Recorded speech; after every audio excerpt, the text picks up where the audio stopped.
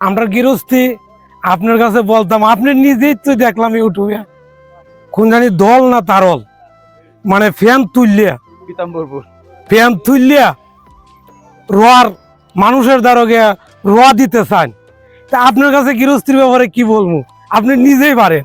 আর এমন একটা ব্যক্তি আছে আমরা দিরাইশাল্লার মাধ্যমে, এটা যারা ইউটিউবে দেখে এরাই ভালো জানে, তারপরেও কিছু কথা বলা লাগে।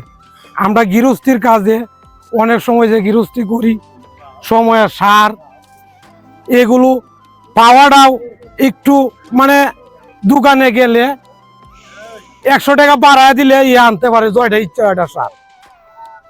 আর যারা একটু কম দিতে পারে, রেট জানতে চায়, এরা যেমন আজকে না কালকে আন।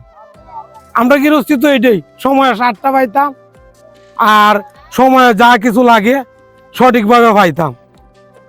এটাই হলো আমরা কৃষকের বড় দরকার না, এটাই তো দরকার।